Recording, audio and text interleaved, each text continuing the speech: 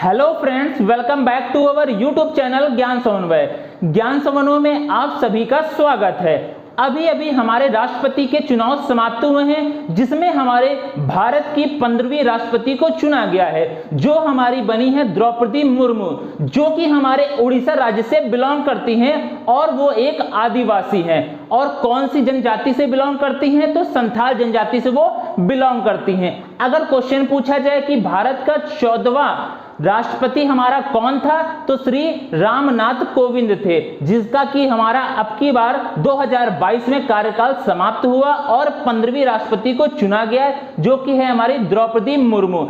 आखिर हमारे राष्ट्रपति कौन बन सकता है, उसकी क्या योग्यता है और उसके चुनाव किस प्रकार से होते हैं, क्या उसमें जनता भाग लेती है या फिर नहीं लेती है? आखिर जनता भाग नहीं लेती है तो कौन उसमें भाग लेता है और किस प्रकार से वहां पर चुनाव होता है, इस सभी के बारे में डिटेल से बात करेंगे। ये वीडियो में हम लोग अच्छे से समझेंगे क्या होता है हमारा चुनाव राष्ट्रपति का और कैसे होता है। तो अगर आप हमारे चैनल पे नए आए हैं तो हमारे चैनल को सब्सक्राइब कर लीजिए और बेल आइकन को प्रेस कर लीजिए। तो सबसे पहले अगर हम भारत के सापेक्ष में बात करें कि भारत हमारा कैसा राज्य है, कैसा देश बोल सकते हैं, तो हमारा कैसा देश है? हमारा लोकतांत्रिक गणराज्य है। भारत एक हमारा कैसा है? लोकतांत्रिक गणराज्य है, जिसकी चर्चा हमारी प्रस्तावना में, संविधान की, कॉन्स्टिट्यूशन की प्रस्तावना, जिसे हम लोग इंग्लिश में प्रियम्बल भी बोलते हैं, उसमें भी इसकी चर्चा की गई है कि भारत एक लोकतांत्रिक गणराज्य है। अब मेन बात आती है कि लोकतांत्रिक हमारा क्या होता है और गणराज्य हमारा क्या होता है। कि जो हमारे भारत है, जैसे हमारे भारत में राष्ट्रपति भी अपना शासनकाल को चलाते हैं, सरकार को चलाते हैं, और प्रधानमंत्री भी यहाँ पर राज्य करते हैं और सरकार को चलाते हैं। लेकिन जो हमारी फॉरेन कंट्रीज हैं, जैसे हमारे अमेरिका, वहां पर हमारा प्रधानमंत्री नहीं होता है, तो वहां पर जो भी सारा कार्यभार, जो भी सरकार होती है, वो एक प्रेसिडेंट ही चलाता है। लेकिन भारत में प्रेसिडेंट भी होता है और प्राइम मिनिस्टर भी होता है, इसलिए भारत को लोकतांत्रिक और गणराज्य कहेंगे। जो हमारी फॉरेन कंट्रीज हैं, वहां पर हमारा सिर्फ प्रेसिडेंट ही सारे कार्यभार को संभालता है, तो उसे हम लोग क्या कहेंगे? लोकतांत्रिक देश कहेंगे। लेकिन भारत हमारा लोकतांत्रिक और गणराज्य दोनों है, क्योंकि यहाँ पर राष्ट्रपति भी है और हमारा प्रधानमंत्री भी है।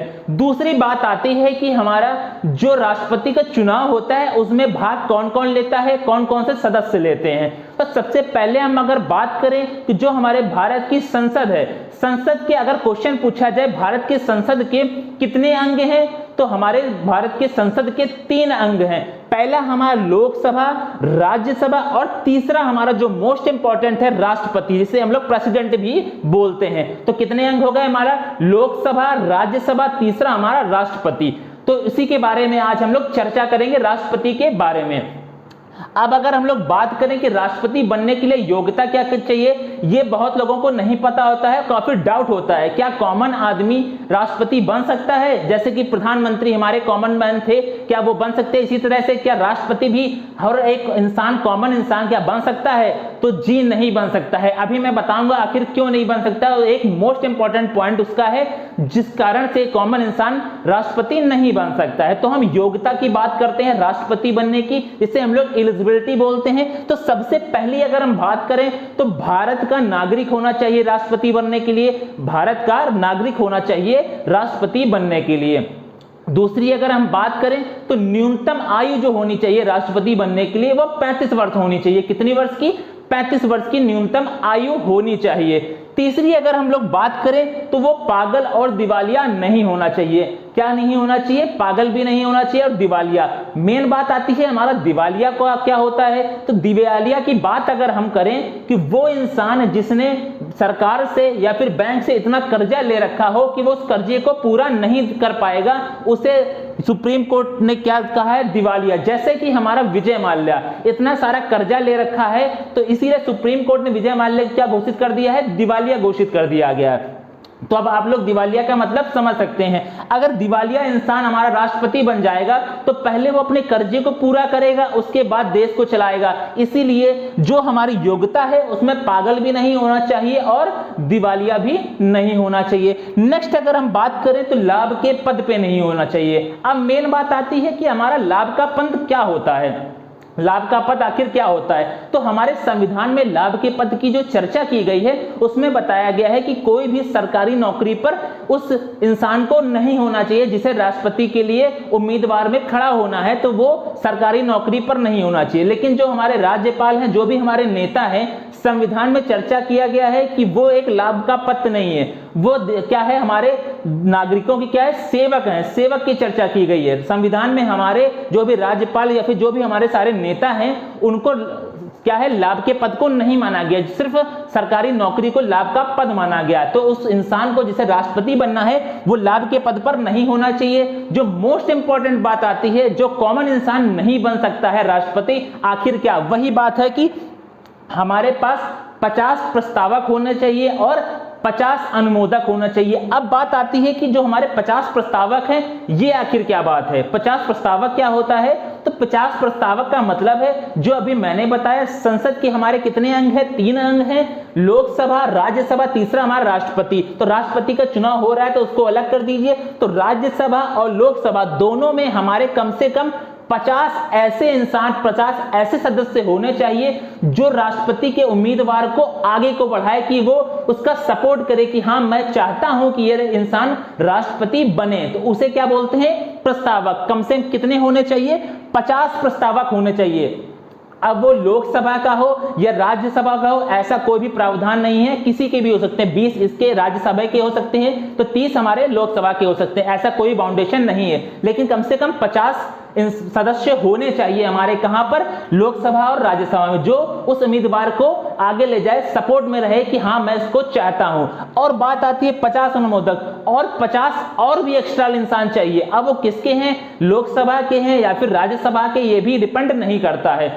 चाहे वो 50 हमारे लोकसभा के हों, चाहे वो 50 हमारे राज्यसभा के हों, किसी के भी हों, 50 तो हमारे चाहिए प्रस्तावक, जो प्रस्ताव को लेकर जाए कि हाँ मैं ये चाहता हूं ये इंसान राष्ट्रपति बने। लेकिन एक्स्ट्रा में 50 और चाहिए जो और भी सपोर्ट कर सके कि हाँ मैं चाहता हूं, मैं इससे राजी हूं, मैं एग्री करता हूं। तो कम से कम कहने का मतलब है संसद में हमारे लगभग, अगर हम बात करें लोकसभा और राज्यसभा में, दोनों में हमारे पास कम से कम अच्छी पकड़ होना चाहिए, कम से कम 100 लोगों से पकड़ होना चाहिए अगर आपको राष्ट्रपति बनना है।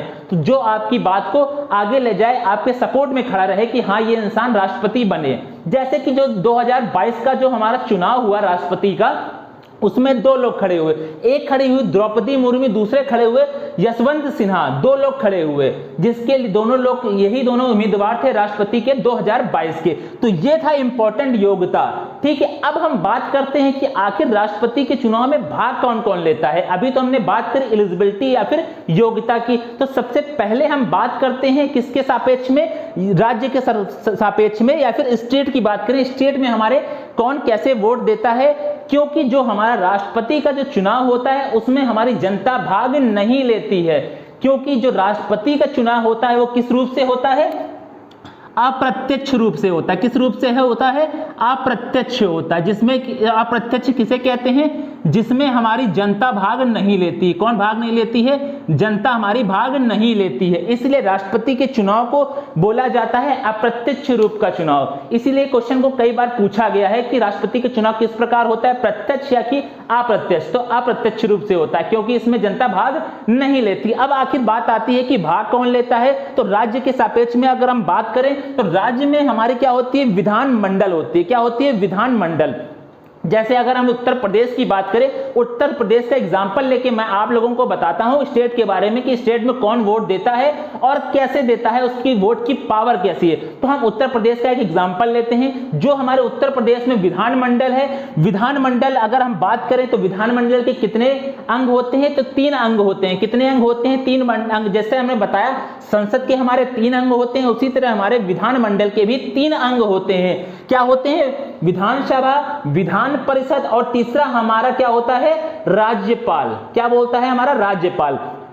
अगर हम लोग इसके भाग की बात करें, विधानमंडल के हमारे कितने भाग होते हैं, तो विधानसभा और विधान परिषद, दो बात, ये दोनों हमारे क्या करते हैं, राष्ट्रपति के चुनाव में भाग लेते हैं या नहीं लेते हैं, ये हमारी बहुत बड़ी डाउट रहता है एग्जाम में। इसी से क्वेश्चन इसलिए बनाया जाता है क्योंकि इसमें हमेशा डाउट रहता है। तो हम बात करें अगर विधानसभा की, ये हमारे जो विधानसभा है, तो हमारे भारत के कुल कितने राज्य हैं, तो हमारे भारत के कुल 28 राज्य हैं। कितने राज्य हैं, 28 राज्य हैं। तो प्रत्येक 28 राज्य में हमारी क्या उपस्थित है, क्या स्थित है, विधानसभा। हर एक राज्य में विधानसभा हमारी अपनी अलग अलग है हर एक राज्य की। लेकिन जो हमारी विधान परिषद है, वो हमारे सभी राज्य के 28 राज्यों में नहीं है। कितने राज्यों में है, सिर्फ हमारे 6 राज्यों में। कितने राज्यों में, सिर्फ 6 राज्यों में विधान परिषद है। और हमारी जो विधानसभा है पूरे 28 राज्य में सबकी अपनी अलग अलग है। इसी वजह से जब राष्ट्रपति का चुनाव होता है तो हमारी जो विधान परिषद है वो भाग नहीं लेती है। क्या नहीं लेती है, विधान परिषद भाग नहीं लेती है। ये याद रखिएगा, ये डाउट क्रिएट करता है एग्जाम में।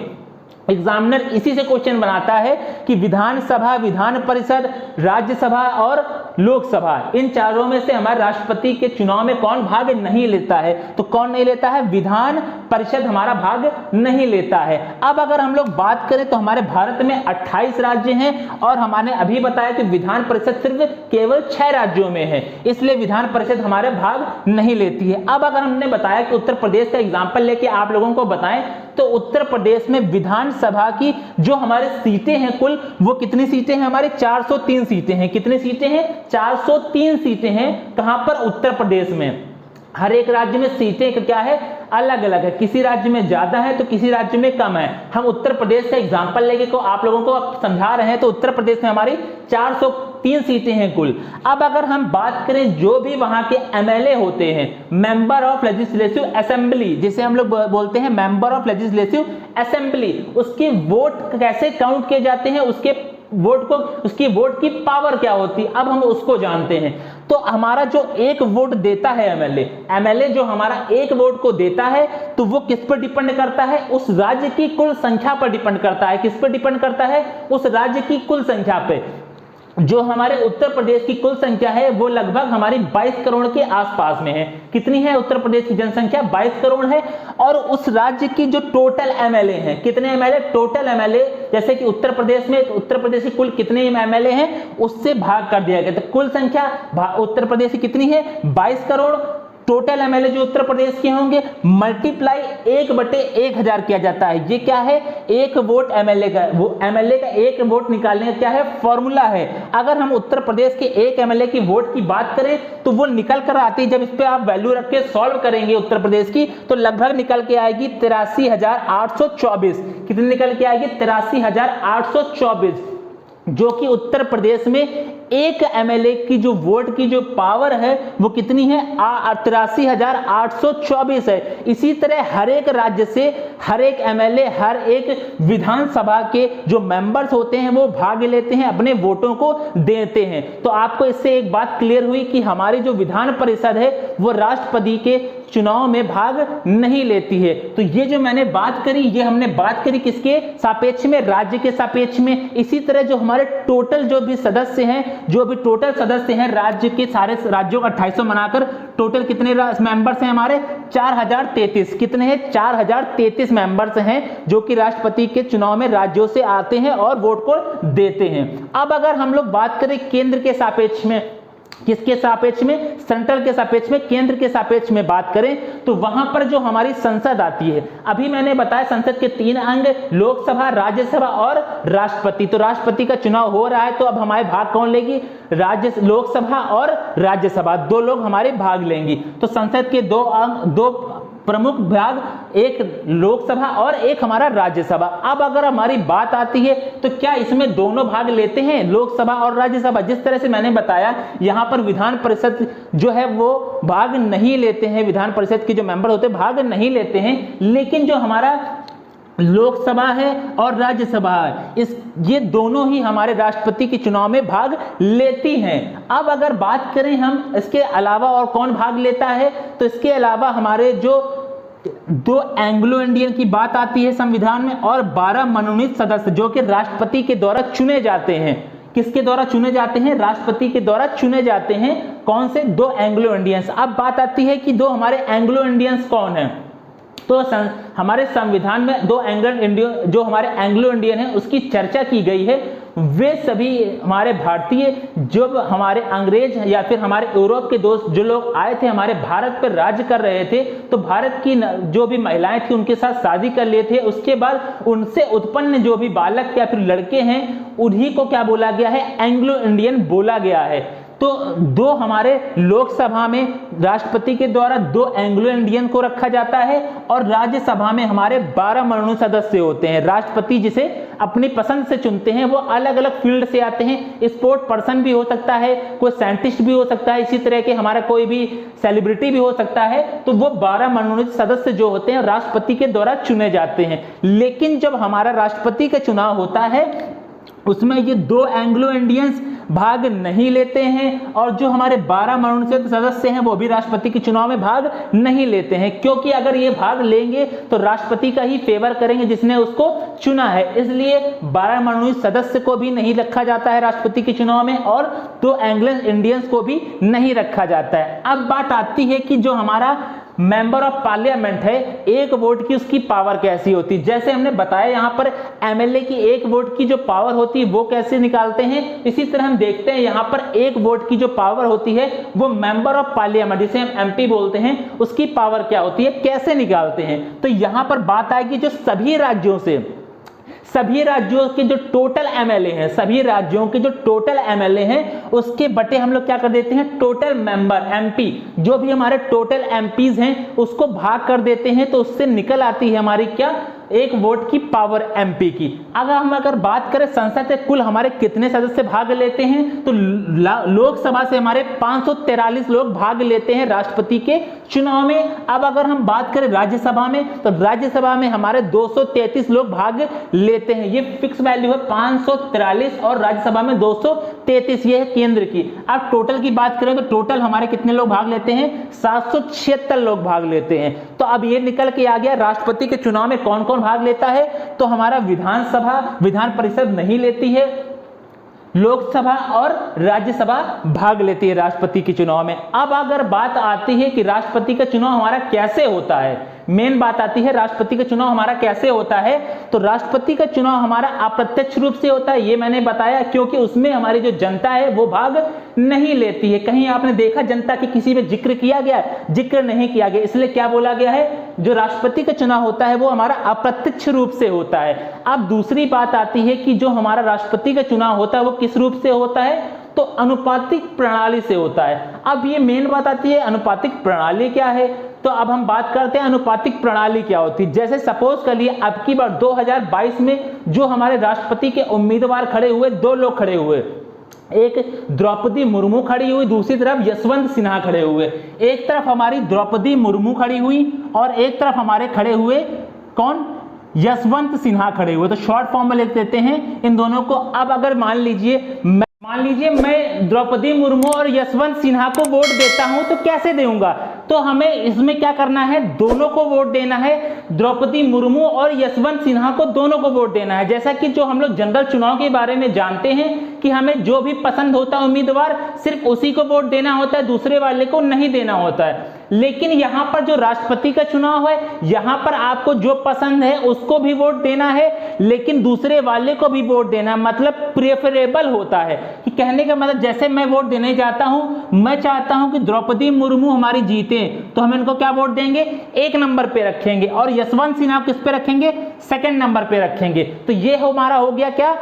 Preferable vote. मतलब आपको जो पसंद है उसको पहले नंबर पे, यशवंत सिन्हा दूसरे नंबर पे। अगर और भी उम्मीदवार होते तो उनको भी हम तीसरे और चौथे पर रखते।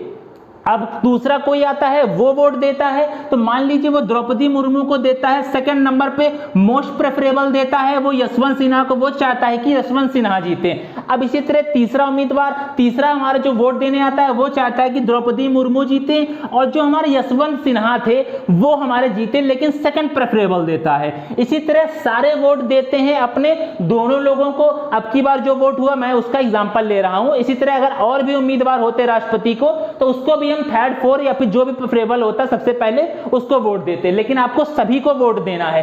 अब इसकी काउंटिंग कैसे होती है, तो इसकी जो हमारी काउंटिंग होगी वो प्रथम चरण की मतगणना होगी। क्या होगी? प्रथम चरण की मतगणना होगी। तो ये हमारा क्या कहलाएगा? फर्स्ट चरण की मतगणना, प्रथम चरण की मतगणना। अब इसमें देखिए कि हमारा जो द्रौपदी मुर्मू है उसको जो हमारे सबसे पहले पसंद, मोस्ट प्रेफरेबल जो फर्स्ट नंबर है, कितने लोगों ने दिया है? ये एक ये और एक ये, दो लोगों ने दिया है। मतलब दो लोग चाहते हैं कि द्रौपदी मुर्मू जीते प्रथम नंबर पे, लेकिन यशवंत सिन्हा को सिर्फ एक ही मिला है। क्या मिला है? सिर्फ एक लोग चाहता है कि जो यशवंत सिन्हा है वो जीते। तो इस चुनाव में कौन जीतेगा? हमारा द्रौपदी मुर्मू जीत जाएंगी, क्योंकि लोग चाहते हैं, उन्होंने मोस्ट प्रेफरेबल किसको दिया है? द्रौपदी मुर्मू को दिया है कि जीते हैं वो। इसी तरह से हमारा राष्ट्रपति का चुनाव किया जाता है कि मतलब आपको वोट सभी को देना है। इसी को कहा जाता है अनुपातिक प्रणाली। क्या कहा जाता है? अनुपातिक प्रणाली। कई बार एग्जाम में ये क्वेश्चंस पूछा गया है कि राष्ट्रपति का चुनाव हमारा किस प्रणाली के तहत होता है, तो राष्ट्रपति का चुनाव हमारा अनुपातिक प्रणाली के तहत होता है। यही हमारी अनुपातिक प्रणाली कहलाती है। और मैंने बता दिया कि राष्ट्रपति का चुनाव कैसे होता है? अप्रत्यक्ष रूप से होता है। इसमें जनता का कोई भी रोल नहीं होता है, जनता भाग नहीं लेती है। अब अगर बात आती है एक और इंपॉर्टेंट क्वेश्चन की, कि अगर मान लीजिए दोनों को ही मोस्ट प्रेफरेबल, दोनों को ही दो दो नंबर होते, दो दो लोग चाहते कि ये भी जीते पहले नंबर पे वो भी जीते, जब दोनों ही बराबर पे होते तब क्या होता? तब दूसरे चरण की मतगणना होती। क्या होती? दूसरे चरण की मतगणना की जाती। ऐसी आज तक नौबत नहीं आई, सिर्फ एक बार आई थी जब हमारे वीवी गिरी का चुनाव हो रहा था। किसका हो रहा था? वीवी गिरी, नाम याद रखिएगा। वीवी गिरी के समय पर दूसरे चरण की मतगणना की गई थी, वरना अभी तक जितने भी राष्ट्रपति के चुनाव हुए हैं वो प्रथम चरण की मतगणना में ही उसका उम्मीदवार को विजयी पा लिया गया है। ठीक है, तो सेकंड बार की जो मतगणना हुई वो वीवी गिरी के समय पे हुई। मैंने आज की वीडियो में सब कुछ आपको बताया है कि हमारा कॉमन इंसान या फिर जो हमारा सामान्य नागरिक है, क्या वो राष्ट्रपति बन सकता है, उसकी योग्यता क्या होनी चाहिए। तो राष्ट्रपति की योग्यता के बारे में बात करी, राज्य से हमारे कौन कौन से लोग वोट देते हैं, कौन नहीं देते हैं, किसके वोट की कितनी पावर है, और जो हमारा सेंट्रल या फिर केंद्र में हमारे कैसे कौन कौन लोग वोट देते हैं, और राष्ट्रपति का चुनाव कैसे होता है, सब कुछ मैंने बताया है आपकी आज की वीडियो में। अगर आपको हमारा ये वीडियो पसंद आया है तो आप जरूर अपने दोस्तों को शेयर कीजिए और हमारे चैनल को सब्सक्राइब कीजिए, लाइक बटन को लाइक करना मत भूलें। मिलते हैं नेक्स्ट वीडियो में। आज की वीडियो में बस इतना ही। धन्यवाद।